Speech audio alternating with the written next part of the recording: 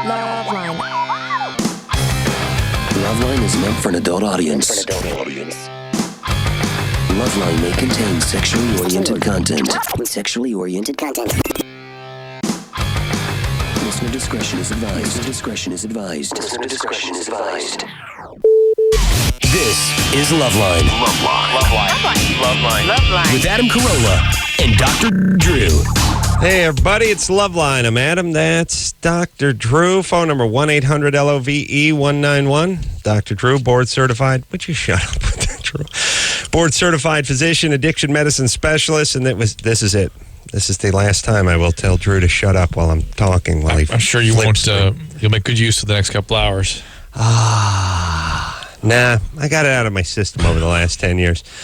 This is the last show for me, everybody, but it is not the end. You know what I was thinking about? I made a few notes. I was thinking about it today. One of the things I was thinking about is LoveLine is really like a great sports franchise. I was privileged to play quarterback for that franchise for 10 glorious seasons without injury. What does that make me while you were quarterback? Water boy? No. I'd say special teams, maybe did some long snapping. Yeah. It's important. Yeah. You know, when we would practice for a big game, you would be on the squad that mimicked the defense of the team we were playing. The scrimmaging team, yeah. Yeah. And, little fluffing. Did a little fluffing. My point is I'm not taking the show with me when I leave, just like when Brett Favre leaves the Packers, he's not taking the team with him. Right. He maybe he was a good quarterback, maybe you have some good memories of him, but someone else will step in, and the Cheeseheads will go on. And that's how I feel about this. That's sort of the analogy. And I imagine possibly even one day when the great Dr. Drew decides to step aside, the show will keep going. I hope so, because I hope there's always a place for a show like this on the radio. And, I was thinking about it. I was thinking about it all day. And I realized, the kind of show that this is, we have the opportunity to connect with people at a deeper level, in a more intimate level, and I would much rather do that than do a sitcom where I connected with 20 million people who didn't know my real name. Right. We get to do it more than anywhere in media. Anywhere. And as the other thing we get to do that nobody ever does is we get to see little vignettes about people's pathology hundreds and thousands of times over. I know. Thousands of times. No, I mean, Jane Goodall goes and hangs out with some chimps for 3 years, and she's a pro. Come on, man. Someone ought to pick our brain. Right. Because I'm telling you, there's a cache of teenage knowledge up in my bean. I was doing some other math, and I was sitting down just about an hour before I came in. I realized I've done this show for over 10 years. That's 13 calls later. What? Because I average about a call and a half a year. I realize. No, 10 years, over 10 years. Yeah. I figure I worked about 240 days out of the year. Okay. Because 10 years, 365 days, whatever, minus the weekends and all that so stuff. So give you about what, 2,600, 2,700 shows? I don't know how many shows, but I figured about 25 calls a night. Yeah. Now I take 3, but back in the day I used to take 35. Yeah.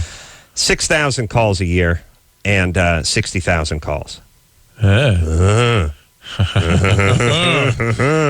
60,000 calls, everybody. Do I ever need to pick up the phone again? Wow. No wonder you started getting frustrated with people. Yeah. And a couple of things as I was putting these times together. And oh, my God. I was just thinking about my own numbers. Oh, you're about 20. You're probably hundreds of thousands. Yeah. I was thinking as I was putting these numbers together, I really love doing this show. I always did. And one of the reasons you could tell I love doing this show is we never finish this show early. We always finish 2 minutes late. Yeah. We would always get cut off. Yeah. I mean, think about that in terms of a job where they say, you need to be off the air at midnight every night. We could never do it. And we could never do it. There was always a couple more syllables to squeeze in, and we would always go off at midnight plus a minute and 3/4, and Anderson would be screaming, the satellite's going to drop out. And then what a lot of people don't realize is, of course, we don't cease the conversation. Who knew? Nope. Goes right into the hall. That goes into the parking lot. That goes into the car, and that goes onto the cell phone. And I hope we can keep that going. How? You're going to be in No, sleep. you're right. We're going to work it out. I'm going to call you on the way to work from now on. I'm going to Call do me it. on the way to work. Happily. Yeah. All right. The other thing is, so just so everyone understands, I'm going to be doing mornings in a few months. I was asked by my new bosses to start prepping for that, and that meant meetings, and that meant moving around, and that meant doing some test shows, and it meant a whole bunch of stuff that didn't leave time in it for this show. And I understand that, and they're paying me well, and I have to respect that. And I stayed on one more week because I didn't want to just drop the bomb in the middle of last week. And unfortunately, this is the last day of the last week. But I was thinking while I was putting these numbers together, I really did love doing this show. And one of the things I realized when I was trying to sort of calculate the numbers, how many days out of the year I worked, I got 5 or 6 weeks vacation every year, and I probably took 2 weeks, and that was just because you and Ann were going skiing, and I would have been left here with Stryker. Right. Or worse, Dr. Bruce. Oh, Bruce. Is he here tonight? Yes, he is. I mean, Bruce. Bruce. Yeah, Dr. Spaz. So that's how much I love. A couple times. Please, Bruce, this is about me.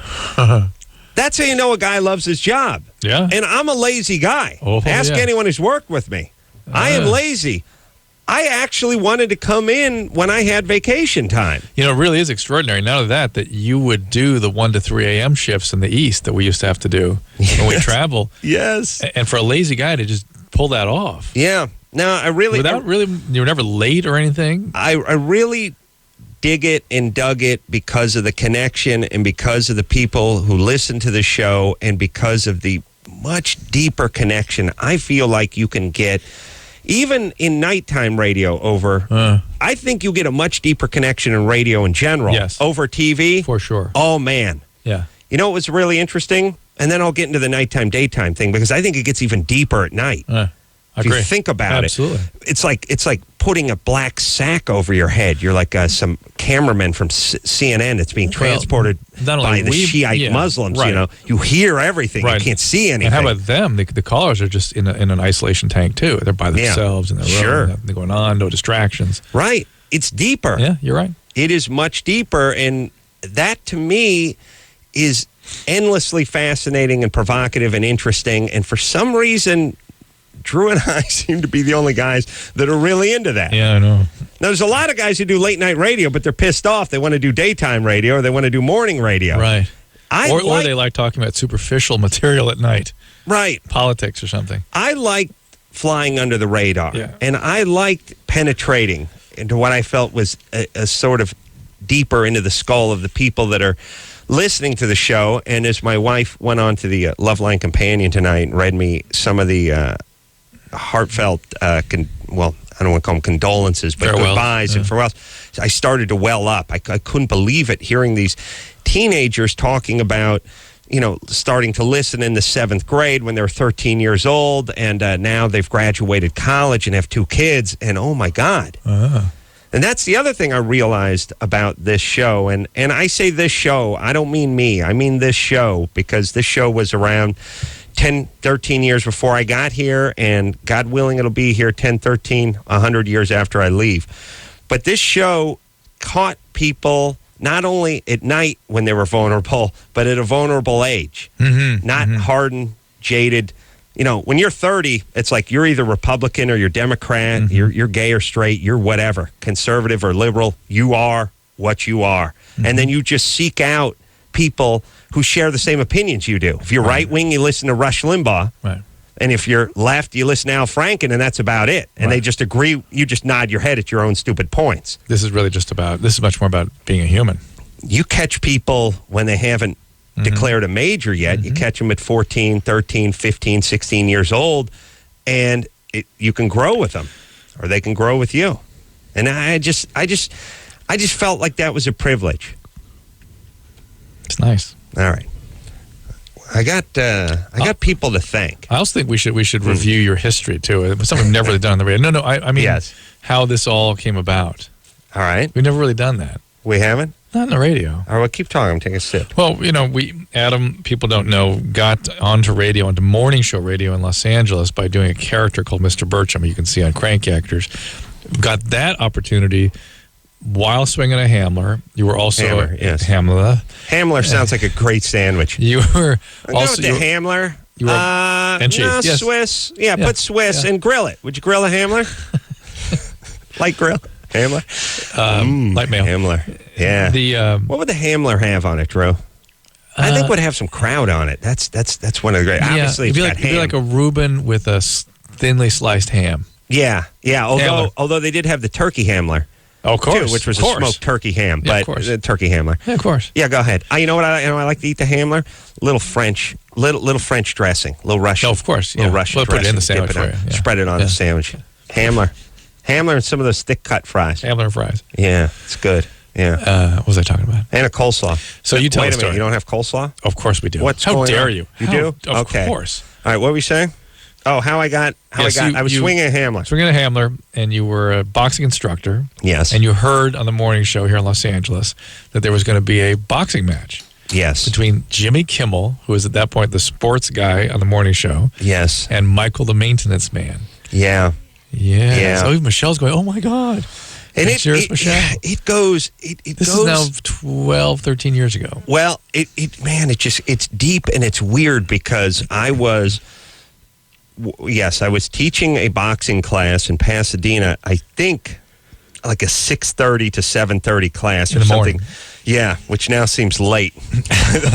What's about to happen to you? Yeah, but it was ridiculously early at the time. And I would teach this hour-long class, and then I would get my truck, and I would go do some construction work for myself, and that was my day. But I was dying to get into radio. It wasn't even dying to get into radio. I was dying to find out about radio. I'd been hearing it. I'd been loving it. It'd been my best friend. It'd been my tutor, my companion. Yes, my lover.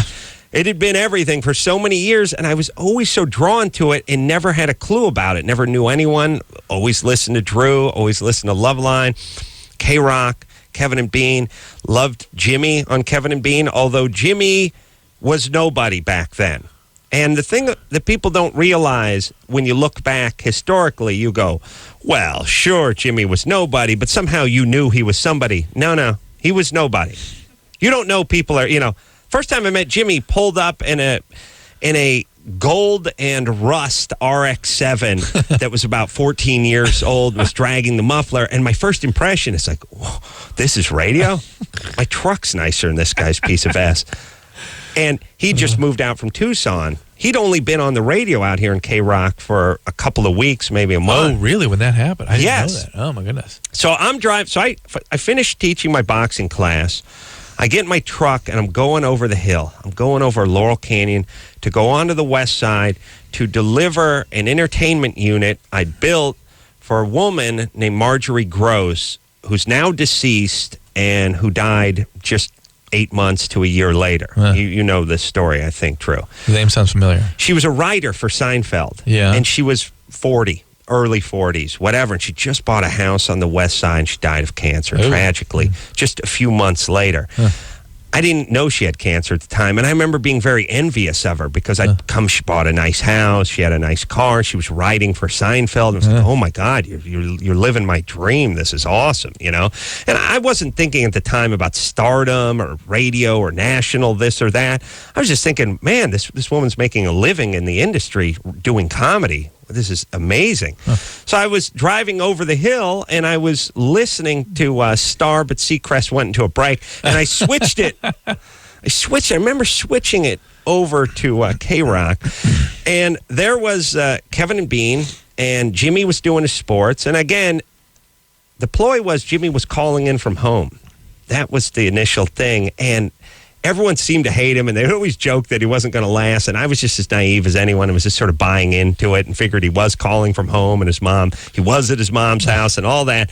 And all of a sudden, we all owe thanks to Bobby McFerrin for breaking his leg on the ski slopes, because Jimmy said, as part of his newscast, that Bobby McFerrin, don't worry. Yeah, be happy. Be happy, guy. He broke his leg skiing, and he said, what's a brother doing skiing? And Michael, the maintenance man, who you might be able to guess is not a Jew, but black, came. Whenever you're a maintenance man, whatever. Well, I'm just saying, don't think Jew. Came in here, and he's like, what you talking about, Willis? And they get into an argument. And he's like, oh, come on, black guys don't ski. Black guy. And next thing you know, that's all right. Next thing you know, fight breaks out. I mean, not a fist fight, but okay, you guys want to go at it? You go at it. And Kevin and Bean, just like any good morning radio show, leaned into the mics and said, oh, that's it. We need boxers. We need trainers. We need equipment. We need a venue. If anyone's listening as a trainer, and I was just driving over Laurel Canyon, bring this entertainment unit to a woman who's been dead now for 12 years. Weird, right? Yeah. In envying her life. And I thought, oh, I got to call in. So I called in. No answer. Well, Frank Murphy was good old Speedy Frank, super cheap and speedy Frank Murphy was producing the morning show at the time. He never called me back, and I just kept calling. And I kept calling, and he never called me back.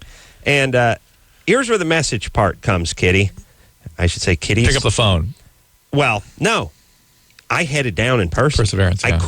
I couldn't take it anymore because I would keep calling and leaving these messages. Hey, I'm a trainer. Hey, give me a call. I'm legitimate. I'll train either guy. And then I would hear him on the radio going, we need trainers. And the guys would call in and get on the air. Oh, I'll train those. And I was going out of my gourd. I actually cut my class short, got a guy to cover for me a few days later and went down there. Kurt Cobain died that same day, afternoon, weekend, whatever it was, and the station was just a buzz because it was just spinning because Kurt Cobain had died. I got lost in the whitewater somehow, and I went down in person, and UPS guy, whoever was over there, like the Culligan man or something, somehow just let me upstairs, but I couldn't get into the building. I couldn't get into the studio because it was like 6 in the morning, 6:30 in business hours. You know, they open the doors at 9. I just waited there until the Culligan guy went in, and I said, I didn't say send Jimmy out. I said, if you go in there, tell him there's a boxing trainer that's just waiting out by the elevators, and he's not a weirdo, and he wants to train whoever's in there. And 10 minutes later, Jimmy came out. And I didn't know what he looked like or anything. And it could have been Michael, but Michael was out on assignment or something. And Jimmy just came out and said, yeah, you want to train? Let's start tomorrow. I said, all right, see ya. And that was it. And the love affair began. Well, and then I heard him, the Burcham got going, and then he gave him a Saturday morning shift. Right. And the thing that was funny with Jimmy is Jimmy said, I said, Jimmy, I got to get on the radio, or I got to find out about the radio. I'm interested. Oh, what could I do? Could I drive the van? Could I answer the phones? What could I do? I mean, I'm 30, by the way, at this point. I'm not 17, as you might still say, in high school. Things not going so good. Not going so good. I'm 30. And I'm trying to drive the van for $6 an hour. And Jimmy said two things. One was interesting. He said, don't drive the van, because once you drive the van, you'll always be the van driver. Yeah. Which sounded like a pretty good title to me. But I was like, okay, I understand that part. But Jimmy's like, what do you do? What do you do? And I said, I hang around and shoot the poop. That's my thing, man. I take phone calls back and forth, just hang out, jabbing, sparring, just talking. Same crap we're doing now. And he's like, well, what? You can't do that. I said, why not? Just Kevin and Bean do that. You want to get on the air, you got to come up with a character. So I came up with Mr. Burcham. I phoned it in, and the rest is history. Drew heard Mr. Burcham. I heard it. Drew fell in love with Mr. Burcham. And I used to time my nursing home around, so I'd be in the car during his break so I could hear the stuff. Mostly him talking to the younger women in the group. Just nutty. Yeah. And then what happened? Oh, yeah. And then we had you up as a guest. I think you came up as Burcham. I was actually a guest on this show as my character. Yeah, and there was nothing came of that. And lo and behold, a couple of producers showed up and wanted to do a television show. Yeah. And Ricky kind of passed on it for various reasons. Ricky Rackman was the host for this show for about 3 or 4 years before I got here. Right, and he was the second longer-term host. Right. And they, Ricky had a pass, and they said, well, who do you want to do this? Who's the other guy going to be? I was like, no one's ever asked me that question before. By the way, they're asking me now, and I still have no idea. Right. But how dare you? I'm just saying. Go. All right. So I went out running one day, and I could show you the spot I was running in when you popped into my head. I went, wow, I've seen the plaque. Touching. Block of granite. I bet that guy could do it. So I called some people, and they went, that name had come up. A couple of people mentioned this. We'll see about it. Just hang tight. Then they arranged a screen test for us. Remember yes. this? There's a part to this story, too. Yes, there is. There's a part, that's the whole thing. We could probably do 2 hours on just how Drew and I got connected and all the weird circumstances and coinky dinks. For instance, when he was called to do the screen test, he was covering the MTV Music Awards in New York with Kevin and Bean. I was with Jimmy and Kevin and Bean in New York, and I didn't want to come back. He wouldn't do it. And then we ended up, of course, later on MTV, and the show originally wasn't supposed to be on MTV and all that. So that's There's the more to memory that lane. story. There's more, but go on the internet and find out about it. All right, Drew. Yeah. This is an interesting one. Somebody wants my cranberry recipe. All right. 'Cause I do feel passionate about that. Yeah. And this is one of the things. This made Ann cry, by the way. Just seeing you here with your cranberry recipe brought tears to Ann's eyes. One of the legacies I hope to pass on after I'm gone from this show is the cranberry Every recipe. Thanksgiving, Here's the thing: do make not a pledge open it. to you. Make a do pledge. not open a can of cranberries. Thanksgiving is coming around. Here's the preamble to this. Thanksgiving comes around, somebody spends 9 hours in the kitchen with the turkey and the stuffing and the mashed potatoes and the sweet potatoes and all that stuff. And then at the end of their marathon cooking session, they reach for the can opener like dogs. Like common dogs, open it and dump 59 cents of cranberry relish on a cold, dark plate. Yes. It's cranberry. It's congealed. Congealed. The shape of the can. The ridge is right there. Congealed the cranberry, and then they cut out, and you can see the can serrations carved in it, even the little Del Monte stamp. Or if you're a Corolla, Scotch by stamp stuck right into the thing with an expiration date. Now, here is the recipe. Krista? Yes? Here's how it goes, baby doll. Okay. Go out and get yourself a couple of sacks of loose cranberries. And, I realize city kids have never even seen a cranberry. You know what I mean? They don't know what they look like in the loose form. I think everyone's heard of that now. They come in a sack, a little bit, the size of a bean bag or a large bean bag or something. So, this is a sack, like a 1 pound sack. And the beans are loose. And the cranberries, I should say, are just the size of grapes. And you take them and you wash them off and you just dump them into a pot, just sauce pot. Then how much water? Put in 1 cup of water, and they say 1 cup of sugar, but you can always add a little sugar. I like to go a little lighter. Oh, lighter. No, I like to start light because I like it tart. So half cup. Yeah. Half cup. I'll go half cup. Orange peel? A little orange peel? A little zest of lemon if I'm feeling adventurous. Walnut, let's not get crazy. Is it 1 cup of water per 1 cup of cranberry? Oh, man. Yeah, I think that is. Here's how you do it. 1 sack of, yes, Drew, thanks for that clarification. 1 sack of cranberries in a pot, 1 cup of water in a pot, and 1 cup of sugar in a pot. Put a lid on it, put a flame on it. 8 minutes later, warm, fresh cranberry sauce. Now. That's it. That's it. But I would go a little less sugar and then add a little bit. Is there a universal bag size of cranberries? Because you're assuming it's bag per cup. Yeah, there is a universal bag size. You're not talking about not a pillowcase. Not a pillowcase, not some sort of burlap bag full. It's colostomy bag size. Yeah. That's how they mold it. 16-ounce colostomy. What is the capacity of a colostomy bag, by the way? 2 cups. Okay. It is the size of a colostomy bag, and it's a quart. Actually, a quart. It's okay. 4 cups. Come on, don't get weird. It's I don't know who's it? Ocean Spray or something makes these things, and they're all the same. You see them at the store stacked up. They're all that size. One of those. Nobody ever buys one of those. I buy them, and let's do it. Krista, you going to make it fresh this year? Yes, I will. If you people, after I'm gone, could just make the fresh cranberries and substitute the pie for the cake. Done. You'll change the world. I would float out of here on 10 inches of fart. Do you hear me? That's and for you, that would be euphoria. A velvety pillow of fart. I would be carried out of here in a velvety pillow of fart. Could it be better? No, it could not. All right. We will take ourselves a little break. This is the farewell show, obviously. But it is not a funeral. I will be back doing some morning radio coming up soon. Drew will be here on Sunday and Monday and Tuesday and Wednesday. Ow. And the show is not going away. That's the point. And I don't know that it's going to be better or worse. It will be different. All right. Drew and I are getting some weird hits on our headphones. But I really urge all of you who are fans of the show, who dig the message of the show, dig Drew, dig me, please dig the next guy who comes in here. It's important. It really is. I don't want to take people with me, and I don't want to get into this thing where the first 10 calls, whoever comes in here next gets is you suck things. That's not what this show is about, and it never was. All right? Agreed. All right. Well, of course you agree. You're going to be sitting here hearing, where's Adam, man? You suck. I may hear that, but Well, you're very kind for discouraging it anyway. You're going to hear it because it's the first call I'm going to make on Sunday, 10:01. Take a quick break. Be right back after this.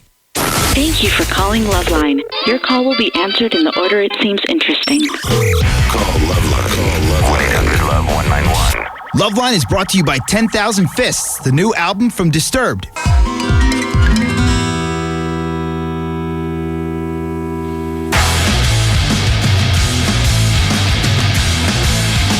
Hey, everybody, it's LoveLine. I'm Adam. That's Dr. Drew. Phone number 1-800-LOVE-191. Last show as the co-host of LoveLine, and I will miss you all very, very much. I really will. I know I'm a little rough around the edges and was a little tough, but tough love. You know what I mean? I really do care about all of you. I really am touched by the things people have been writing on the internet, and it really means the world to me. And all the support and the love is amazing. And again, it's not the end. It's a transition, and transitions are tough. But when you get down the road from them, they're usually always good. Speaking of transitions and love and support, on line 8, just bring up line 8 there real quick. Somebody's calling from the other side of the globe to wish you well. Yeah, Jeff Probst. What's going on, Corolla? I did my Survivor dance tonight, my friend. Where are you, Jeff? What can you say? We're actually shooting the next Survivor, so we're on a undisclosed location. But what hemisphere? This one, ours. Okay. Wow. Interesting. Yeah. What time is it where you are? Uh-oh. Can you give us that? Because I could pinpoint it. A few hours later. Lock him in. A few hours later. Got to be toward That's about Hawaii, all I'm right? going. I wonder if this is going to go cold this time. Maybe they're playing in the North Not Pole cold, somewhere. but I'm sitting here, and it's weird to be sitting listening to the show on the phone because it's almost the same as turning it on at night when I go to bed. But I'm sure a lot of people have been saying this. It is going to be. It's going to be strange to hear. I'm sure for you too, Drew. It's going to be a brand new thing, but not going to be the same. Not saying it can't keep going on, but certainly not going to be the same. Well, thank you, Jeff. I've said that many times about your show as well, and you're always very modest, saying it would continue without you. But sure, it would still be a great show, just not the same. And you know what same, maybe you don't want the same, though. I mean, maybe that's the thing in life, Maybe 10 years of the same is enough, and it's time to shift gears. You and I kind of like change. Yeah, we do like change, but it Yeah. still sucks when it comes. Yeah. What are you saying, Jeff? Sorry. It's pretty true, though. A transition is usually good. It's just hard to leave. I actually respect the fact that you're taking the leap and trying some new things. And You don't know how much money has been offered, so hold on now, Jeff. Relax here. What? Yeah, Jeff. No, I appreciate Wait, it, and say? he was just laughing at you because you were respecting me for making the leap into morning radio, and Drew said I was just chasing the almighty dollar. How dare you attack me on my No, I final didn't say you were night. just chasing. I just said that if Jeff understood what was offered, he wouldn't look like such a leap of faith. Well, Jeff, I've done this show. It's been my privilege to do this show for 10 years. And as I've said, and I know it sounds like I'm just blowing smoke up my own took-eye here, but I have not had to do this show financially for 9 of the 10 years that I've done it, and I've wanted to do the show. And I appreciate the show, and I respect the show. And I wasn't going to leave until I had to, and I was able to do many other projects that took time away, but still carved out time to do this show, and now it's just going to be mathematically impossible. So, unfortunately, I have to bid the show adieu. Jeff, Well, yes. when does the new when are these new ones going to run? By the way, we're going to plug in for your show. Is this in 6 months or a year? Yeah, February. Yeah. So thinking we're off to cold. a good start. We've just kind of gotten started, but we're having fun out here. The new season, or midway into the new season, is awesome. I watched it an hour ago. I swear to you, I did my stupid Survivor dance. I have no doubt. And I watched it tonight. It is awesome. Farm Boy got kicked off tonight. Very sad. Dude, what are you doing, man? You're killing me. All right, Anderson. I had a T-vote, and I'm very upset now. Oh, Anderson's mad because he had a T-vote. The Farm Boy kicked off tonight. Yeah, there's some good stuff. This is a heated group. It continues to get heated throughout the season. Hey, I also wanted to say though, and Drew, you're a good man to let this be a night about Adam, but I did get to see the TLC show before I left, the Adam Carolla Project, and that is a funny show. It's really well done, and I've got it TiVo'd on the season pass. Speaking of TiVo, so that I can catch it up when I get home. But I think it's really, really fun. Well, thanks, Jeff. I appreciate it, and proud of that show. And you guys can check that out on TLC. And here's the thing. Again, I know it sounds like I'm just plugging my own crap, but if you feel like you want to keep in touch, watch that TLC show. You'll see me at home. You'll see me away. You'll see me with all my guys. You'll get a rectum full. Yes, you'll get a big heaping helping of the Ace Man. Maybe more than you wanted. Thanks for calling in, Jeff. I really do appreciate it. Good luck. I'll be back. Can't wait to hear you on the new gig. And Drew, best of luck with you. I'll be checking out the new show. Thank you so much, everyone. Take care. Jeff Probst, Survivor. Yeah. Favorite show. It's the only show I have a dance for. Oh, let's see it for the cameras. Hey, I need the. I added a new move to my dance repertoire too. It's the karaoke move, not karaoke singing, but the old Pop Warner drill. Do you remember the karaoke? Let me show you. Ready? You watch this. Yes. Watch. I'm gonna do it for you. Ready? Yeah. Here goes. He's stepping up.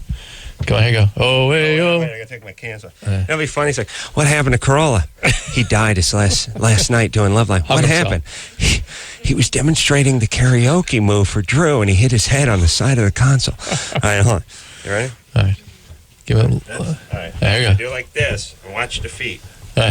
Oh, just totally impressed. It's backward. It's back and forward. Yeah. Backward, forward. Does your wife just retch when you do that? She pull the shades, make sure no one sees it? No, she loves it. She cheers like a monkey. She loves it. She likes to perform like an animal. Because trained bear. Well, it's actually almost like when you actually seem to have a pulse. Yeah, it's the only time I have a pulse. Right. But as anyone knows, the only time I feel truly alive is when I'm dancing. Yeah. That's the only time I know I'm alive. I've always thought that about you. All right. Should we take a LoveLine related call? Yeah. All right. One. Let's see, who do you want to talk to? That Sex friend can't stay? Huh? Yeah. Caroline? Yes. You're 22? Yes. What's up? Basically, this guy kind of dated for a while, but decided that things would be better if we were just fuck buddies. But oh, God. Now that I leave, I just want you to caller, what's your name? S. And how old are you? FF. What's effing F? What's your question? I'm dating this F, and he's trying to F me in the S, and then he eventually we'd like to get married and have Fs and S's. That's all I want. And now that I'm gone, just do MF, just everything. Just nothing but. Just break I'm fine. It Hey, is Dickie Barrett on the line? He sure is. Oh, my dear Boston buddy, Dickie Barrett. Dickie? How are you, Adam? Oh, great, Dickie. How are you doing? I just want to wish you the very, very best. I'm going to do a little homage to you tomorrow on my show and a little tribute to you. You're a really big part of Southern California radio, and you'll continue to be so. Oh, thanks, Dickie. There's another little walk down memory lane. Remember when the three of us were in Boston in the middle of the night? That's right, WFNX. Yeah. Right. How are you, Drew? Yeah, great. Are you choked up or emotional? Yeah, we've been preparing for this for a long time. You know what I mean? Right. It's like a chronic sadness about this. Actually, the first time I really got choked up. Hit me. I've known about it and I'm ready, but it just kind of hit me. It gets you when you think about it. It's surreal when you think about it. Yeah. I mean, honestly, I do radio in LA, and my introduction to it here has been Adam and you guys inviting me on the show. Huh. So I feel like I owe you guys a ton. Well, thank you. Oh, no, thank you. Dickie's always been a great guest and a great friend and a very organic, natural friend. I mean, I met Dickie. He was a boss tone, as I've said. But this is how you know Dickie's the real deal. I was nobody. He was the boss tone man. He was a rock star. He was a rock star. He still is a rock star. No, yeah.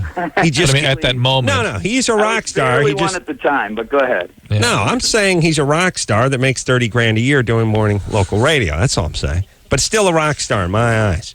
Point is he's Dickie Barrett. He's a rock star. This is 10 years ago. We're at the K-Rock Acoustic Christmas. We're at the Weenie Roast. I come stumbling on to the bus, the Boss Tones tour bus, and Dickie just invites me right in, doesn't recognize me, shouldn't recognize me. Nobody recognizes me. Didn't look like a freak, and we said, that guy looks cool. Okay, come drink with us.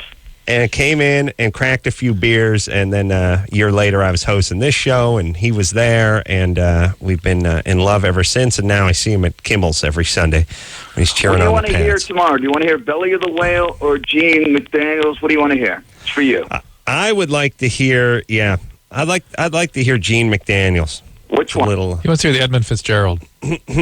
Tower of Strength, and then go ahead and play the Edmund Fitzgerald, too. Gordon Lightfoot? Yes, Lightfoot. Finally, some Lightfoot on alternative radio. Lightfoot in the AM, an homage, a tribute to my pal Adam. Thanks, Dickie. Thanks for calling in. And, I would miss Dickie, but I'll see him Sunday. I see him every time I do Kimmel's. I see him all the time. But salt of the earth, Dickie Barrett. Thanks for calling in tonight. All right, Drew, we will... one quick one here. Myra? Yeah. Myra, you're 24. What's up? I just wanted to say thanks for everything. Thank you. I've been actually a fan since Poor Man was on. I was like 11 years old when I first started hearing. Woo. Wow. Yowie. Yes, I remember Poor Man with the fire truck and the sushi bars and all that, if you remember, Dr. Drew. I shall never forget. Seared into my soul. I actually stopped listening with Ricky Rackman for, I don't know, he just didn't cut it for me. But Ricky's just driven his jet off the freeway. Well, Go ahead. Come on. But it was actually funny that I remember when Adam came on, and I was like, hey, isn't that Mr. Bertram? It was weird, but I just have to thank you. I'm like, I work at night, so I actually listen to you guys going home. Mm-hmm. So, yeah. And, all right, thanks. The call said, Myra wants to call and kiss Adam's ass. She basically gave us a little lineage of LoveLine. I liked Poor Man a lot. Hey, remember when Poor Man used to do that funny thing? We'd go do those in-store things? That was awesome. Yeah. Awesome. Anyway, I didn't listen to Ricky, but then I heard Adam once when I was driving home. Anyway. But come on, babe. I can't take anymore. My head's going to explode. All right. Myra? Oh, that wasn't Myra. Sorry. Myra? Hello? I think I know what you're trying to say. Just thank you. And rock and have a good time in the morning. And don't Thank forget to say the whole baby dolls, because I used to think that was just so beautiful, right? The what? I do think it's beautiful. When you go out to all the girls and you're like, hey, baby doll, what's your question? All right, baby doll. Oh, thanks. Thanks for the compliment. Forget the baby doll. I'll not forget the baby doll. Drew, write down baby doll. But you won't forget it. Your agent will forget it. We got to take a break. I was thinking about people to thank. Drew, stop moving, would you please? I was thinking about people to thank, and I sort of broke it up into the LoveLine list and then the K-Rock list and the whatever list. But one of the groups I want to thank, and maybe you should thank them as well, is all the program directors on all the affiliates we're on. Oh, absolutely. And one thing I'm proud of is when I started this show, I think we had one or two. I think it was on one. I think it was just on K-Rock or two. Maybe we had San Diego and San Francisco. Oh, do we have San Francisco? I think one of them came on the next day or something. I think technically. And the reason I remember that is because I went to San Francisco that weekend, or like 5 days after you started, and did a broadcast with I think we were about to start on KOME. You're right. It's like the next week. Mm-hmm. And I did a broadcast with the evening disc jockey there. Yeah. Carson Daly. Really? Yes. What happened to that guy? I don't know. But he was brand new and spanking clean and excited. Oh, yeah. Now he's jaded and sexed out. Effed out. Carson, good guy, saw him at Jimmy's last week, too. Jimmy discovered Carson Daly as well. in Arizona. He discovered me, discovered Carson Daly, and himself. I think he should include himself on his discovery list. Andy Melanakis. Andy Melanakis. My God, star maker. All right. Here's what I want to say, though. We started out with two stations, one affiliate, essentially, and we worked our way up to 85 or 90. And you want to know one of the things I love most about this job? I never hear any crap from any of the program directors or general managers from any of these the affiliates. rest of us do, though. Don't worry. I'm sure you do, but I don't. No, and God bless you for not complaining. Yeah, they're always not complaining. They're always very supportive. And asleep. But God bless everybody who's been involved with this show, who was able just to step aside and let us do our thing. Sometimes for better, once in a while for worse, but mostly always for better. Not to meddle, not to get in and do the things that you see so much of in other venues, whether it's television or morning radio or drive time radio or movies, whatever it is. There's always some guy in a suit with a bad idea who's going to come in here and F up whatever chemistry, dynamic, whatever direction, whatever vibe you have. Somebody is going to shove a pool cue into your spokes and send you over the handlebars of your show. Nobody ever did that with this show. They tried a couple times, had a couple of meetings, but in general, that all ended about 7 years ago. And nobody has monkeyed with the show, and God bless you. Yeah.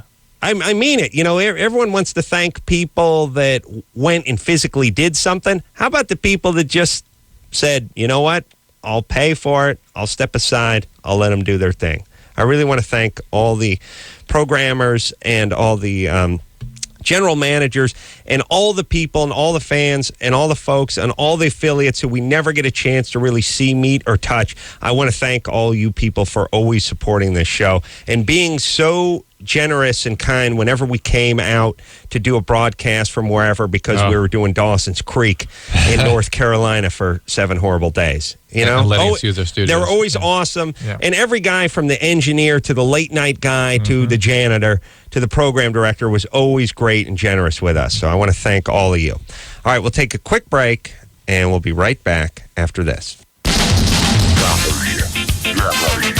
LoveLine will be right back.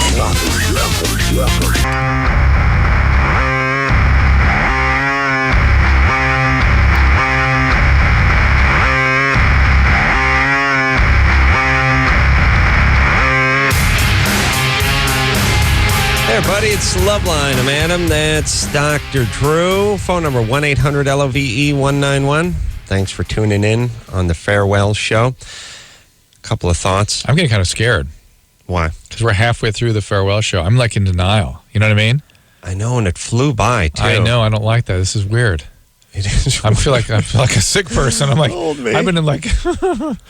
I know. And the only way Drew can cope when he's really feeling this kind of sorrow is to eat all my goddamn that's why I'm eating like a chocolate. maniac. Yeah, he busted. Yeah, that's why. I got some parting gifts here. One of them's $80 worth of chocolate. Drew ripped right into it like a $40 raccoon left. going through a dumpster. Brought it right into the bathroom and gobbled it all up. Don't think about it. Don't talk about it anymore. I'm not Heloise, but even I know you're not supposed to bust into another guy's food gift and start chowing down in the bathroom with it. How dare you? This is a slap in the face. John. Yeah. John, the great John from System of a Down, You know where everybody. John is now? Where is John? Portugal. Really? Yeah. Guys, Wow. it's 6 in the morning over here. I want you to know. Wow. And he insisted that we get him on the phone. What are you doing in Portugal? First of all, I've been on hold for 20 minutes. 6 minutes. But you know he's a big star because it feels like 20. It's been 20, man. Trust me. All right. I'm dying over here at 6 in the morning. Sorry, buddy. But, of course, I have to be a part of your last hurrah here. Thanks, John. You know, we're going to miss you over here.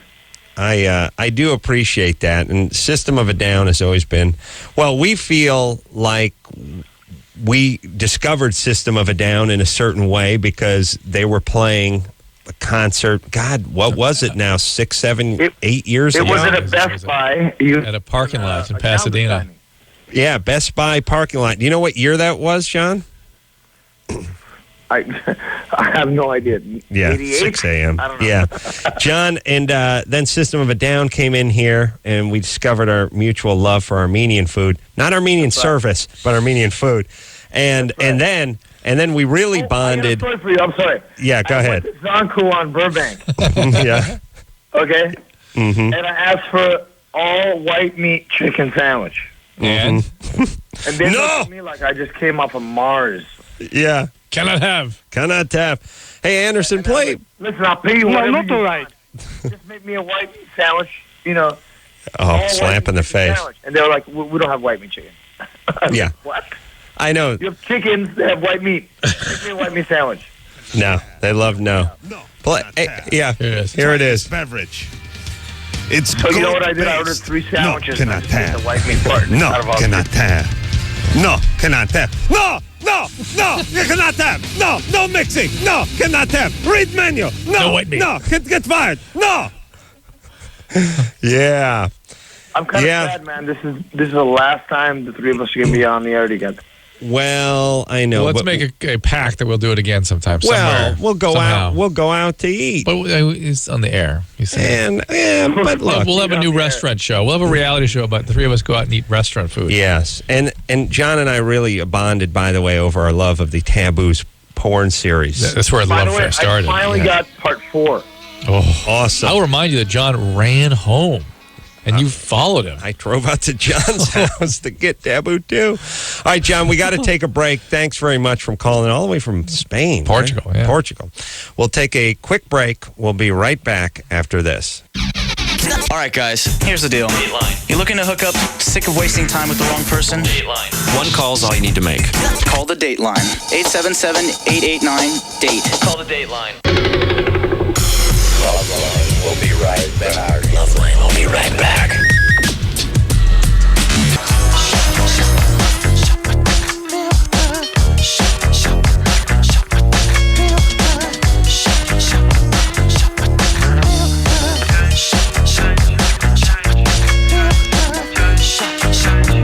Hey, everybody, it's LoveLine. I'm Adam. That's Dr. Drew.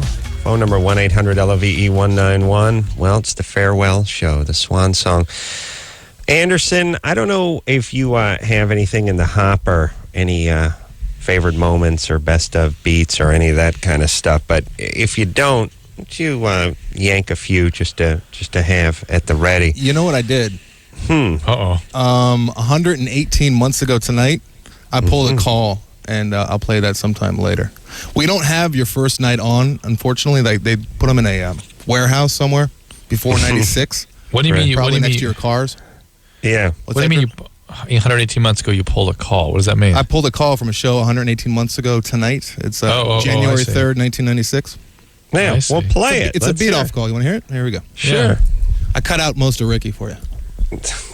And Sean, your question. Okay, first Sounds of all, much hi, Dr. happier, Drew, younger Sean. Adam Carolla, and Ricky. Thank you, Sean. Hi. Here's Ricky. I want to know, I masturbate a lot. I mean, a lot, like 3 or 4 Sean's a times a boy. day. How old are you? 13. Okay. Okay, and I want to know, can that, like, do anything, cause any problems, something like that? Oh, we get this call every night. And the situation is this. It's not going to hurt you physically. Unless You get caught. yeah, you're like masturbating in your folks' room and your dad puts a whooping on you or something like that. But you're not going to get hurt by masturbating too much. But we always say, are you going out? Are you doing your job? Are you going to school? You know what I mean? You know what I mean? You're turning down dates. Is it screwing with you mentally, Sean? I don't think so. Has it become such a compulsion or preoccupation that's affecting other areas of your life? That's right. No, just, I don't know, once in a while I just, like... You spoke so find my blithely things about and stuff like physical that. abuse. Once Your in a dad while. could put a whooping on Like you. most of the day, most of your waking hours. Sean, you doubling down now that you're on vacation? Actually, today I got off. We already established that. And Sean, you can hurt the skin. You can irritate the skin if you do things too much. And there's also some like weird bumps around the bottom. They're like real small. I don't think they're any. Those are probably normal. Those are probably the pearly penile papules that tend to develop. And Sean, there's actually a study just came out in England this week that suggested that people that have very active sex life live longer, feel better longer. These sorts of things. Another study came out that that guys from New York have more sperm than guys from Los Angeles. For Christ's sake! Hey, I saw it on TV, Drew. It's true. Well, it's cold. Hey, Anderson, Is masturbating part of a healthy sex life? What are we doing with this call? Does that count? You just wanted to, I mean, there's some you are cultures. a healthy man, Adam. You know, there are some cultures that. Just wanted to show you. Enough. It's almost over. There you go. My idea was to get your first call or first show, but we don't have that. Like I said. Oh, okay. So it's just an example of what we were like 10 years ago. All right. Okay. You ready to go? Dag. Sorry, buddy. That's all right. That's fine. All right. Dag? Yeah. David Allen Greer? He's crying. Yeah, man. What's up, man? Are you okay, buddy? No, I'm having a lot of problems today. Hey, Dr. Drew, how you doing? Hey, Dave, you sound kind of sad, buddy. What's going on? Well, you know, my buddy, Adam, he going away and stuff, man. Why you doing that, Adam? Why you leaving it, man? Hey, well, Dag, you know, first off, I'm always just a phone call away for you, you know. Yeah, I know. It's not going to be the same, man. You know, remember all the fun we had? No, I know, David. I know you're always a great guest on the show, and we had a great time. It's pretty emotional. David, let's get a little more of a positive, upbeat attitude. Let's have some fun together. I've got a couple things to say to you. No, David, wow. You were talking about your butt or something, and I was blank. Remember? Yeah, that was funny stuff, David. It was awesome stuff. And you know what? Just because I'm leaving the show. On the air, remember, Adam? And yeah. You cured me, and I went on to have a whole bunch of more bad relationships. Yeah. Sorry. Yeah, I do remember that. It's hard to forget. I do remember that. David. Dr. Drew, Dr. Drew, I got a question. What do you do when your little buddy walks out on you? What do you do? I mean, you can answer, you know. You find another buddy. Oh my God. I know, so cavalier. So like an executioner. Hey, My dog has a longer memory. Man? Where you going? I'm actually going home. Sorry, buddy. Hey, be careful. This guy cries to the point that he starts vomiting. I've seen him cry so much he barfs. I will not do that. Oh, that snuck up on me. I swear it snuck up on me. Well, David, usually David only vomits when we're talking about something vile. Sometimes when you get upset, I just...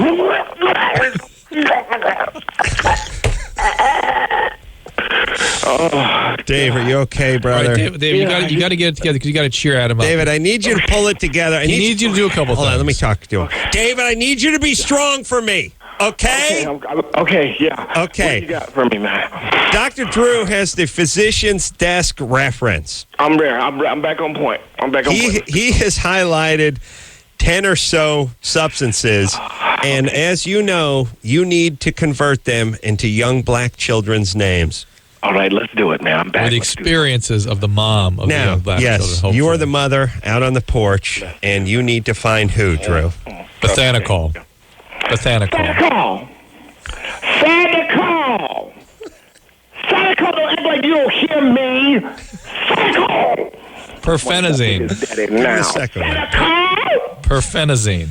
Get your twin brother Phenazine. See, that's why they name y'all that you sound like you're hard in that Phenazine, Sanazole. Come in here right now. Right now, please. Take this trash out. Papaverine? Perry, what you doing? Where's your diaper? Where's the young one for Pavery? Put your knife down. Get back in your crib. Paverine has picked up a butcher knife and still is so young that he's in a crib. You know what, man? I'm freestyling here, man. I'm freestyling. I like it, Drew. Give him another one. Lisinopril. Hold on. Your sister's on the phone. Lisinopril. What? What's his name? Lisinopril. Give him one more good one. Wait a minute. I can't hear him. Go, Drew. Ceftriaxone. Wait a minute. What'd you say? Spodra. Ceftriaxone. Okay, hold on. Whose report card is this? Death triaxon. What's going on? 3 Ds? Death triaxon? No. We don't do that here. We do not do that here. We do not act that way here. 3 Ds on your report card? Oh, no BET. Not tonight. You go right off to your room. I drew one more good one. All right. One more good one. Chloramphenicol. Too shorter. That's too long. That's too long. Give him a shorter one. Fine. Go just flipping around. Come on. Drew, you lost the eye of the tiger. Colchicine. Colchicine.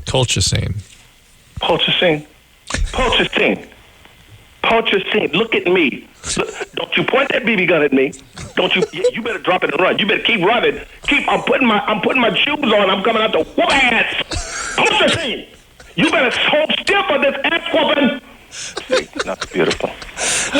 David Allen Greer, everybody. Wait, now, David, since it is Adam's last night, there's one other thing. He actually brought this up last night. He wants one last experience, one last sort of chance to take in the experience of you having sex and what follows. Yeah, I mean, what's that experience like to lay down with the great David Allen Greer? I want to send you off in grand style. Thank you. Let me just take you through the prelim, what I call DAG foreplay. Usually starts off a little slap boxing. Mm-hmm. And then I start chug-a-lugging. I come home and I do a few quick ones right in front of the open door of the refrigerator. Mm-hmm.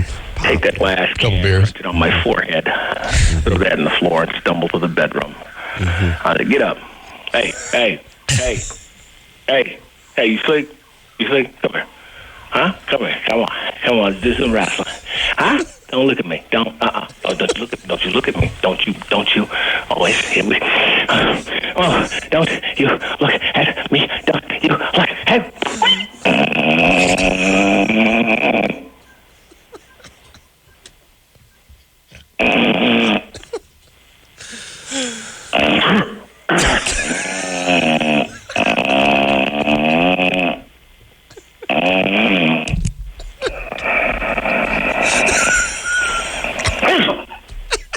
What's going on?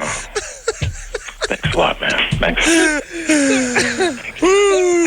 David Allen Greer. Adam, it's your day, man. You'll be missed. I don't know what to say. I wrote things down. My beloved, my honey bunny, woke me up. I'm here in New York, and I called in. Actually, I called in 3 hours ago, and it was a Tom Leykis show.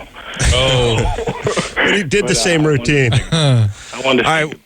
Thank you, David. I appreciate it. When you, I know that now you only have about 4 jobs because of this one. What's going on, man? Are you ever going to come back to visit? When you come back, yes, I will. No doubt. I will definitely come back and visit, and call me when you come back in town, Dag. We will hang out. Do you guys box together anymore? You just wrestle. Not any time. We wrestle. He ejaculates and falls asleep on me. It's awesome. Not rape, though. Not rape. It is not rape. All right, let's see. Rob needs to say goodbye. Rob, 26? I certainly do. Corolla, I got 2 words for you, man. Is that your real name? Is it Rob? Yeah. Oh, why wouldn't isn't he Eric from Arizona? Why would I lie about that? Sounds like Eric from Arizona. All right, go ahead. So it's Robert, but yeah. So I got 2 words for you, dude. First of all, jizz grenade. Best 2 words ever spoken on the radio. I don't even know if you remember saying it, but no, I don't remember saying that. You were describing what a porno movie looks like, and you said it looks like somebody just lit off a jizz grenade. And jizz grenade would be a good name for a band too. Yeah, that's what you said. That's exactly what you said. You said that'd be a great name for a punk band, and then you went into a little tirade about. You were complaining to Dr. Bruce about all the porno names and how Spank Me, F Me, it was giving you so much trouble and everything else. Brilliant, most brilliant moment in broadcasting. Well, thanks, Rob. Thank you. And, you've really coaxed me through my whole adolescence and gotten me to the point where. It's such an honor to talk to you guys because you've really made a big difference in my life, and I feel like now that I'm getting older and I'm getting into adulthood, it's going to be great going to morning with you in the morning time radio, but we're really going to miss you in the evening, and we're really going to, the things that you could say and the jokes that you get across to everybody, it really means a lot to us because you're such a part of all of our lives. Thank you, Rob. I do appreciate you calling in and sharing that with us tonight. Forgot about the jizz grenade, but Drew, I guess you weren't here, so that's why I didn't you hear wouldn't remember that. I didn't remember it either, and I was here. So that's the beauty of drinking. I want to give a couple of thanks, by the way, not the LoveLine staff, but there's some folks. We'll get to them later. There's some folks out here from K-Rock and other parts that do deserve a tip of the hat. Kevin Weatherly, greatest program director in the world, who basically was the man I looked up to here at the home station, the mother station here, K-Rock. Yeah, when he tell you to keep quiet, you didn't look up to him enough to actually do that. Well, I'm still the only guy I know who co-hosts a talk radio show whose most frequent note is quit talking so much. A lot of guys would be insulted by that. Not you. Well, you didn't break your stride. Not enough to stop talking. For the first 5 years I did the show, we would have meetings with Kevin Weatherly, and he would tell me to take more calls, and I would tell him okay, and take a half a call less the following show. And eventually, we just stopped having meetings. It's really. I think we would take more calls the following day, but then we would go back to no calls again, and eventually he just left us alone. But he got me started here, along with Trip Reeb, along with Max Krasny, who deserves a tip of the hat, Westwood One.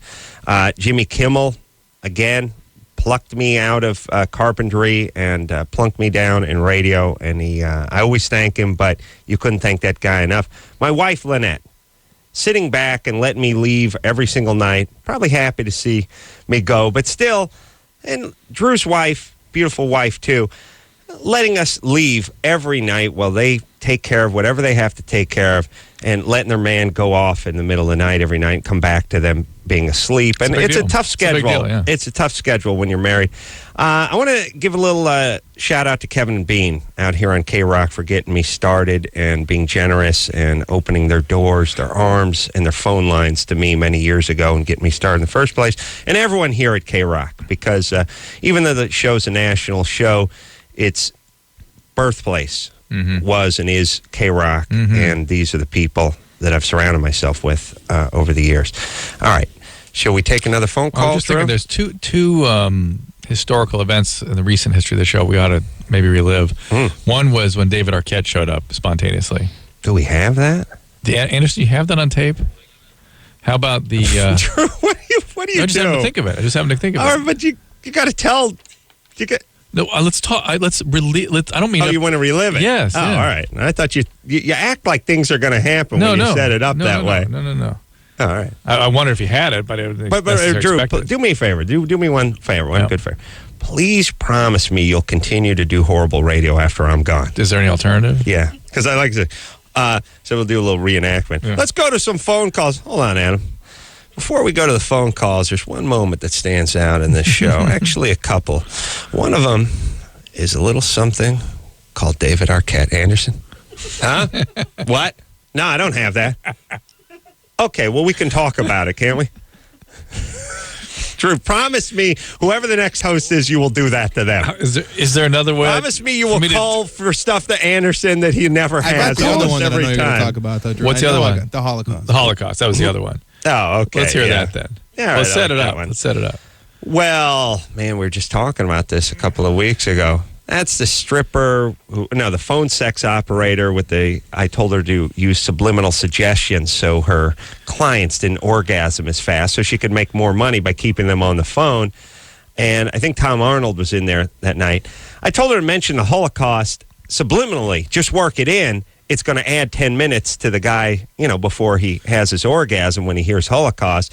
I had to explain to her what the Holocaust was. Yeah, we realized as we were talking to her that she had no idea what you're talking about even. And this is me telling her, go ahead, do your phone sex thing. I'll be a client, you be you, and subtly, subliminally work in the Holocaust. Just enough so I hear it on a subconscious level, but not audibly. Let's give it a shot. Bring.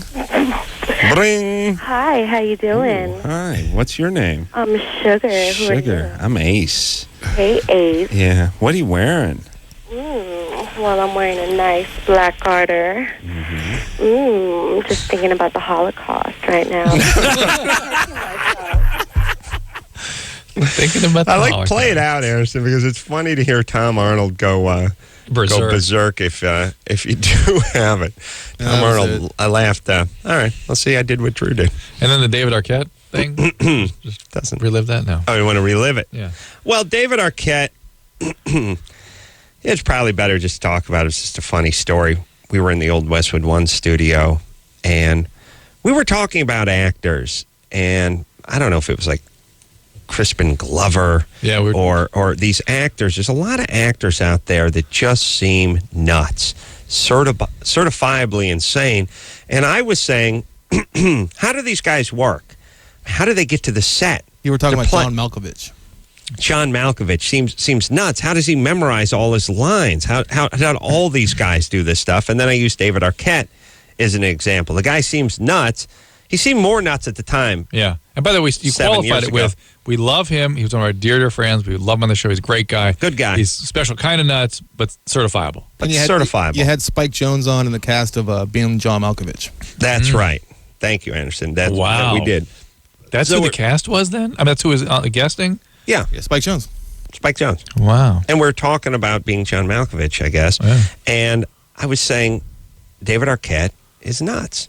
And I don't know how he works, how he can play a small-town sheriff when he's nuts. And people are like, whoa, aren't you scared he's going to come in here? Or aren't you scared he's going to find you? He's going to hear you, and he's going to get PO'd. And I was like, well, David Arquette couldn't find his way to the studio. And you're like, well, he's been here 3 times. And I was like, listen, he's nuts. He can barely find his way to his car in the morning in his own driveway. And he's never going to find his way to the studio. And he's crazy. And I'm not worried about David Arquette. But the guy's nuts, and I like him. I'm not putting him down, but clearly he's certifiable. And it was about 2.5 minutes later, he came walking through the studio door. Burst to the doors. Yes. Not through the door outside or any, into the studio. Into the studio. And screaming. And I was like, hubba. Screaming, so I'm certifiable, huh? I can't find the studio, huh? Yeah, he was driving home from a Lakers game. That's what he said. Was just going down the 10 freeway right next to the off-ramp we were on, listening to it, and told his man to turn off promptly. And that was he wild. was in the studio. It was less than 3 minutes after I had done my little rant about him. It was like, and he was standing there, and it was very uncomfortable. All right, let's see. Quick goodbye, baby voice. Amber? Yes. What's up? Hi. Hey. I just called because I have to say that I love you. Thanks, sweetie. I want to ride the pony, Daddy. Yeah, that was a 40-year-old. What's up? Anything else? I just wanted to say goodbye. I've been listening to you since I was 14, and I just don't know what I'm going to do without you, but well, I had to just call and say goodbye and say that I love you. Thanks, Amber. I appreciate it. And again, it's so touching to read these emails on the websites and all that. And by the way, I want to thank the LoveLine companion website guys. My wife went on there today and just basically pulled Silent Virgin, The Mastermind, Kevin Yu, Nick Valk, and all the regulars that post on that. It's my self-esteem is too low to read that stuff or to pay attention to it. But it still feels great that it's out there, and God bless you for doing it. And my wife will pull it off and read them to me every once in a while. And it's almost, it's like I don't feel worthy. I know it sounds like BS, but I start getting uncomfortable. You know, what are we going to do when I look up to? And I'm just sort of like, I don't know if I want to cry or just sort of hold my ears. But it's hard. It's hard to hear, and in a good way, but it's hard to hear. And I've said it before, and I'll say it again. This isn't the end. This is not the end of this show. This is not the end of me doing radio. This is not the end of Drew. This is turning the page, a new chapter, whatever metaphor you want to use. But it's not the end. And Sunday night, Drew is going to be here. I will be home yelling into the phone, "Where's Adam? You suck, new guy." I'll fill in whoever's in here. Each night. And that's where we'll be. And you'll hear me doing morning radio. And hopefully you'll hear me back here. I mean, I'd like to come back and be a guest, and I'm not doing the morning thing for another couple months. Seems like I could, what the hell, I'll come back Sunday. Come on, buddy. All right, we'll take ourselves a little break. We'll come back. There's more thanks, more thoughts, more goodbyes, more of your calls, all that after this.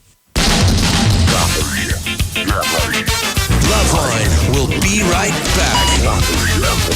LoveLine is brought to you by Zestra Feminine Arousal Fluid. Rediscover your intimacy.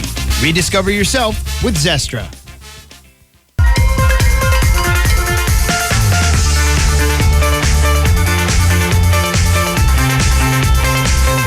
Yeah, everybody, it's LoveLine. I'm Adam. That's Dr. Drew. Phone number 1-800-LOVE-191. Well, this is it. 32 minutes and 45 seconds left to go, Drew.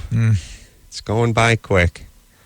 All right, let's keep going. And now I feel like somebody who just needs to. I've gone from denial, from pretending it's not going to happen, to feeling dread about it happening, to going, I just want to get over it. We should end Let's now. get out of here. Let's just get out of here. Well, here's. It's like I want to jump in a pool of cold water. So let's just do it. Well, here's the thing, Drew. That's the show, everybody.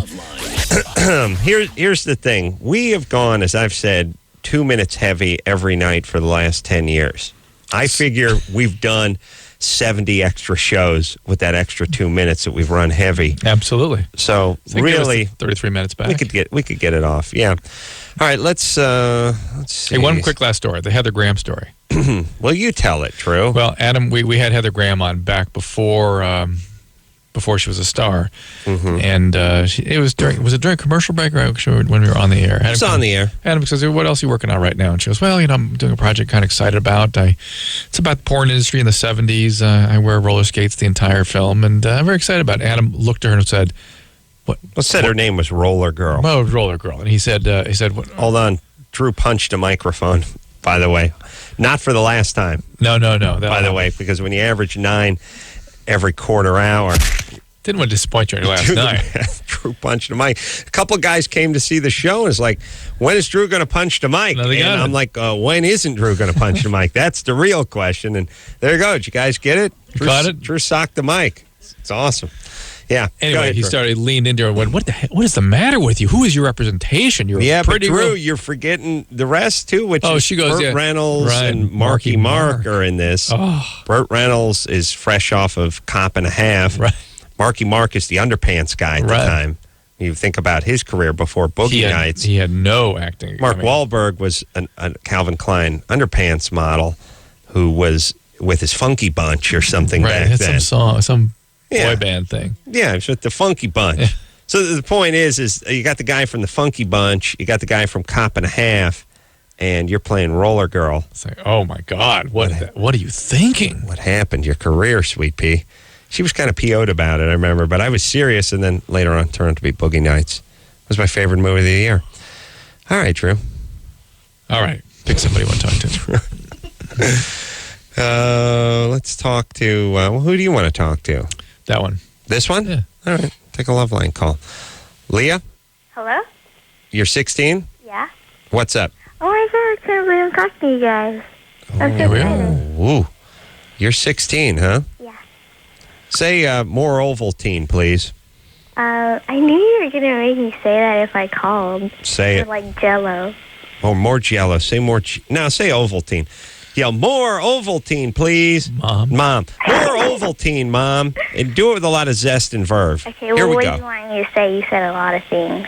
More Ovaltine, Mom. Okay. More Ovaltine, Mom. Right. Now, I know I said a lot of zest and verve, but that was too much. We need to reel it in. You blew up my headphones. I want you to do it, and I want you to sell it now. More Ovaltine, Mom. Okay. Here we go. I'm going to cue you in, all right? Okay. 3, 2, 1, act. More Ovaltine, Mom. Good. Ooh, and this is a 6-year-old. So we're going with sexual abuse. Age 3. Yeah. I'm going 4. No. What? 5. 5. 5. Just missed. Well, I was closer. Yeah. So I just wanted to say that I love you guys so much. Oh my God, Adam, you're like God. I have you all over my shoes. Ooh, you are so name on your awesome. shoes. That's a big awesome. one. Yeah, because I grew up there. Aerosmith was on people's shoes. Hold on a second. Here's one of the things we've figured out from, well, not Drew. Drew's done 150,000 calls. I've only done 60,000 calls. But One thing you learn from doing 60,000 calls is the tone of people's voice, the cadence, and what it awakens in you. Yeah. What it says to you. Mm-hmm. Every time you hear something, it should make you think of something. And Leah, we knew not only sexual abuse, but we knew about what age. Yeah. Well, that was a whole year off. But her question wants to know if ecstasy will make the first time having sex better. And actually, it says first time having sex, which would even suggest that she was a virgin or never whatever. So it is a little more misleading. Thank God I never read the calls and I'm not about to start tonight. tonight. But I trust what we hear. Yeah. I just want people to know that when we ask, we would never do this. Actually, Drew would try, but I would never do this, which was we would never see that someone was sexually abused on the screen and go, hold on. Yeah. I feel something. Yeah. Let me ask you, were you ever, that's BS. Yeah. That's for the BS psychics who really don't know anything. We would never do that. If it was on the screen, we would say, we see on the screen, it says you were abused. We never do that, or we wouldn't ask. This is just a feeling that you get after doing a combined 200,000 calls. When someone is sexually abused, they sound a certain way. Certain way. Same way if a guy's racist, he sounds a certain way. Same way. Angry. Same way if a guy breaks his leg, he walks a certain way. Right. All right. Hello? Leah, go ahead. Oh, okay. Well, I was going to tell you that 3 months ago I went to LA and I was like trying to meet you desperately, but I couldn't do it. I was so sad. Yeah. Meanwhile, I got 3 dudes in their 30s that smell like ass and patchouli sitting in here. What's that? I said I even went to the same Starbucks you go to and everything, like near Jimmy Kimmel and everything. But I couldn't meet you. I was so sad. Yeah. I wanted you to sign my shoes. Okay, baby doll. I would have done it. Sorry we missed each other. All right. Have you gotten some therapy for your abuse? Yeah, I wanted to, but I was thinking that I kind of don't want to right now because I don't really trust my therapist because I'm scared they're going to tell my parents. Man, you need to trust. You got to get some help. I know. We have someone on the line who's had a similar experience. Yes. Oh boy. Hey, Leah, you want to know if ecstasy will make the first time having sex better? No, it'll give an intense experience, but it's not a good idea. Horrible idea. In fact, oftentimes people will describe having less sexual arousal after having used ecstasy during sex. Okay. Okay. I love you guys. I'll miss you so much, Adam. I love you. Take care. And look, Oh, God. listen, Leah, the best gift you could give to me is getting some help. It really is. Okay. And we got Andy Dick on their line, but say hi. Speaking of needing help, I'll talk to him in a second. But Drew, would you agree with me when I say that really the greatest gift you can give me is not in the form of red wine or pornography, although that is appreciated. It is please kids. Don't make the last 10 years of me blowing hard into the mic in vain. Yeah. You know what I mean? Yeah. Just take a little of it and do something with it. I'm not saying I don't want to be your personal life coach or anything, but if I could just get a fraction of the people that were listening to throw on a condom or think twice before they started doing their first tab of acid. Get a little help for this and that. Just a little help, just a little tweak. Yep. Then it will all be worthwhile.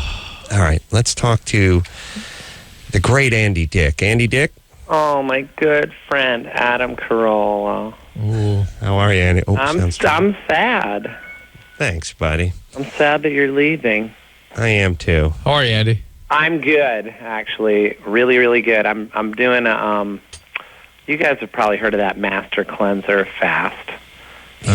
With the cayenne pepper and the lemon. Everybody is doing that. So dangerous. Hold on a second, Andy. Drew, what is that? You get the cayenne pepper, you get the lemon water and the maple syrup, and you do nothing but drink that with like stream water, and an Indian stirs it with his dick.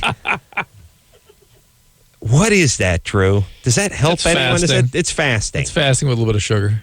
Right. Yeah. And the maple syrup, I was saying to someone the other day, the maple syrup, here's what they do with those things. You know when the guy comes to your house, he's going to give you the estimate to repipe the entire house, and he's just thinking 15 grand. So he says, let me crunch some numbers. And he goes out to the van and he sits there and blows a joint, sits there for about 20 minutes. And then he writes down $14,972.29, which is 15 grand. But if he wrote 15 grand, you'd think, come on, buddy, you ripped me off. This looks like he's doing something. That's what the maple syrup is. Yes. You put a capful, a cap. No, not a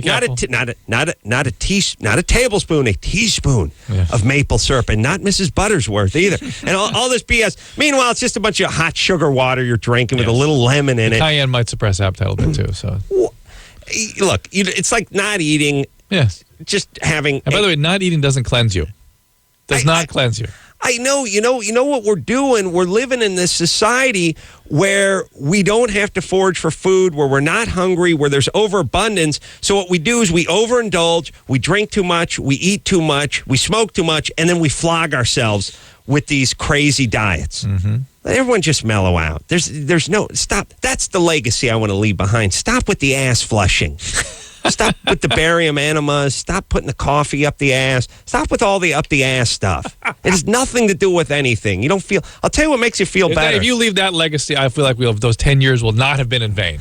Andy, just stop it with the ass. Andy, stop putting stuff up your ass. Shut up! I'm not putting anything up my ass. I'm not doing colonics or any of that. Yeah, but this is a stepping stone to putting stuff up your ass. Is it not, Drew? I've done colonics in the past, and I don't. Well, that's what he's saying. Stop it. They make me uncomfortable. Yeah, imagine that. Semen colonics. Oh, Bob. Close your eyes. Every right, time Andy. you put me on hold, I can still hear you. You know that. So you don't put me on hold. All right, buddy. All right, let's not get off in the wrong direction here. Now, come on. I just called to say I always love going on your guys' show, but I can still go on, right, Drew? Dr. Drew, you're going to still do it, right? I'll be waiting for you, Andy. Can't wait. Sure, and bring your guitar and bring the your bitches band. of the century and bring it all, because But you're not allowed to beat on them when I'm here. I heard you when I was on hold talking. Oh, I don't know. It doesn't matter. I heard everything. Andy, thank you. Speaking of needing help. No, but look, But Andy. you're right. You know, you drink too much, you do this too much, and then, I feel like I need a little bit of a flush. That's us having sex. Awesome. Thanks, Andy. Thanks for calling in. Guys, see you soon. I'll see you soon. Adam, I'll see you on your new show. You're going to be the guy for taking over Howard, right? Yes, out here on the West Coast and other parts. But here's the thing, too, everybody, all the great talent and voices you hear calling in tonight, they'll be doing this show, and it won't be as funny, but they'll be doing this show. They'll be doing my show. Yeah. I'll be doing this show. It's all good, as they say. It's all good. All right. And, Drew, let's see. Does he know him Katie's been on hold for 87 minutes. 87 minutes. All right. Maybe she's looking to go for 90. Katie? Hello? 18? Yes, I am. But now doesn't want to lose it to him. You promised your virginity to your boyfriend. Ex-boyfriend, sort of, technically. All right. Well, the promises that you make, wait. Promises that you make when you're together are somewhat qualified, at least, once you break up. You know what I'm saying? What do you mean? Well, for instance, even in marriages, you promise to love and protect for the rest of your, till death. Right. And then you break that promise, and that's the end of that. I mean, not to say that you should not take these things seriously or break promises easily. I'm just saying you promise him virginity, you have no obligation to give that to him since you didn't maintain the relationship. You broke up. Yeah, that's it. Katie, what's the problem with that? Well, what happened is we broke up technically for me because I'm going to college 6 hours away from home. We're not seeing each other every day. Where are you going to? But it's at school in Boston. He lives in upstate New York. All right. I see. All right. And I won't tell you what college, I know Drew's climbing out of his skin. Northeastern. What? Yeah, Northeastern in Boston. Yeah, Drew.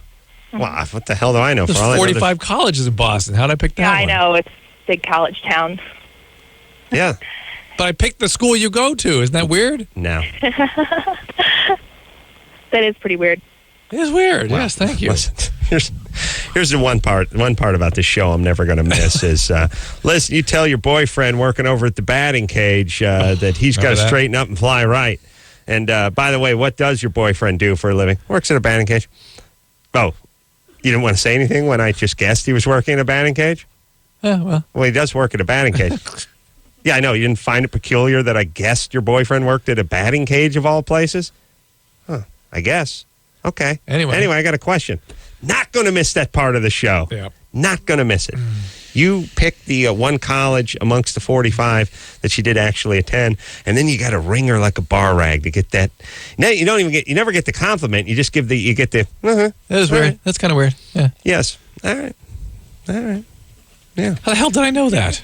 I don't know, Drew. You know every college. You have a laminated college index but how did I know in your she wallet. went to North End? Well, she said it was on the north side or something like that. No. She made some comment She to said it's a certain part of town. She said it's 6 hours north of where I live in upstate New York. 6 hours away. So the boyfriend lived in upstate New York. I moved 6. Upstate New York. But you've moved 6 hours away. I moved 6 hours away to go to school. That's what she said. No, I thought she said on the north side or something. It's not on the north side anyway. It's not. Well, whatever she said, I thought she said something like that. It didn't give. I'm telling you, it had nothing to do with location. I'd like to detract from your victory. Katie, what did you say? What did I say to my boyfriend?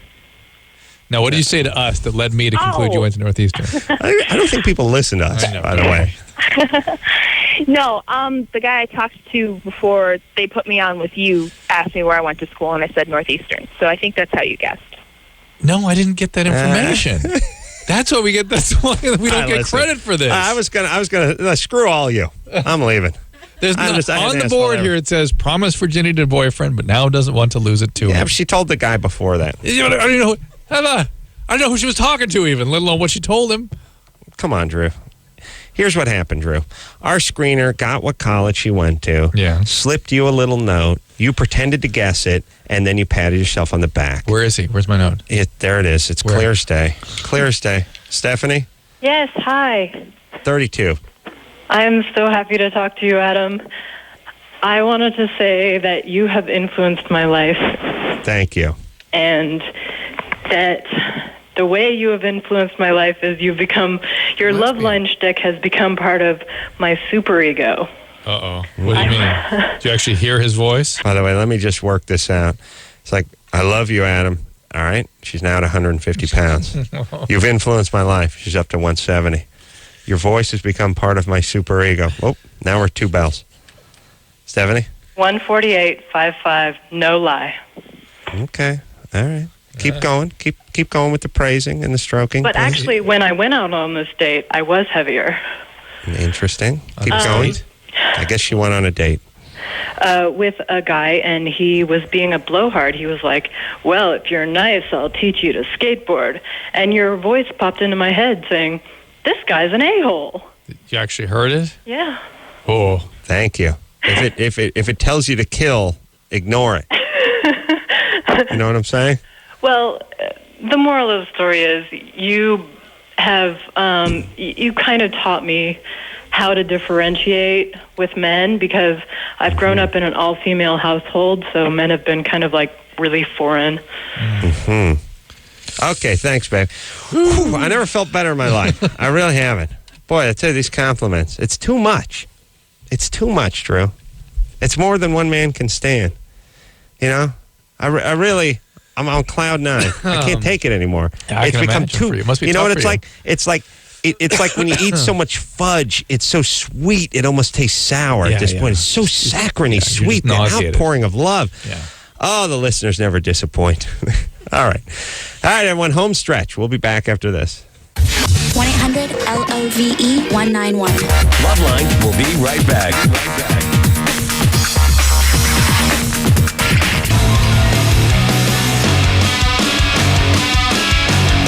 Yeah, my theme song. Oh, this is what Ace Man. This is what the leather ladies jacket say. slung over his shoulders, smoked shades, hair bouncing, men turning, frightened, women impressed as he moves through the bar. Members like a only cat, jacket? like a cat, Yes. strutting, boots, snakeskin belt, confident, bounce to his step.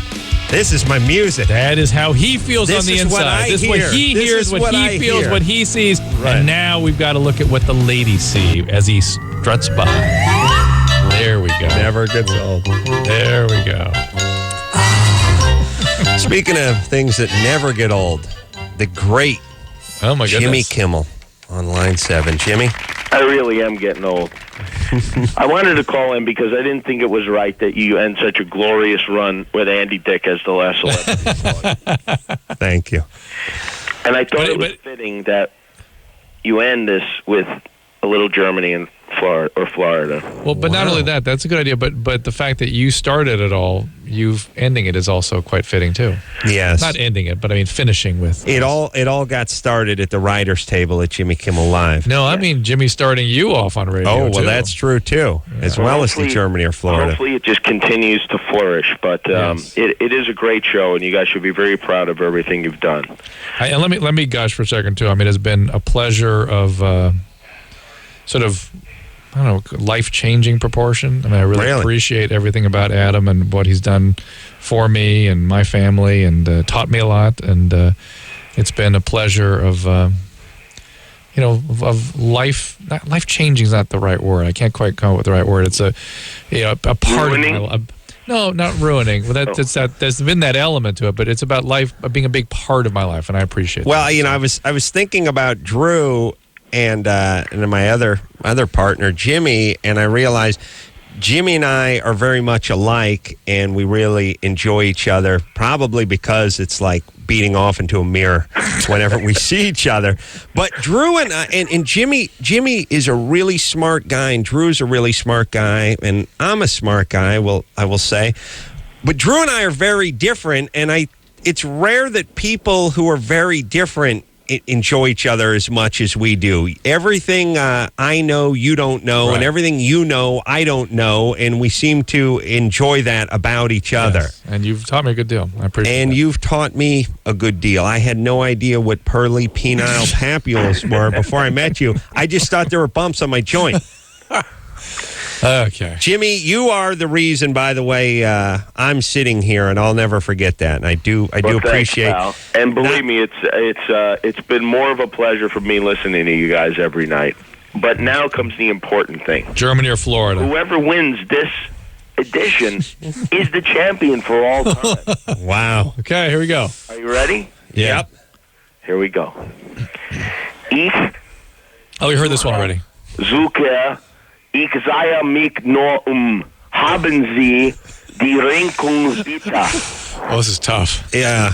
Keep going. Keep going. Give us some more. Sollen nehmen Sie Kasse selbe Bedienung wie Kere Flischia. Tough. This is a coin toss type question for me, but I'm just going Florida. I think I'm thinking Florida too, because after all, he's speaking Yiddish. You got to dance with who brought you. I'm going Florida on this one. You guys are both going out losers. It's Germany. Oh, no way. I can't believe it. Laughing time is over. God. Jimmy, thanks for calling. God bless you, buddy. I'll see you tomorrow morning. Take care, fellas. Take care. The great Jimmy Kimmel, everybody. Oh, boy, we got to take a break. I want to thank some people. Should we take a break right this second, come back, have a minute left for thanking people? We'll go 2 minutes over. Okay. All right. We'll be right back after this. Hello? Who's this? This is LoveLine. 1-800-LOVE-191. LoveLine will be right back.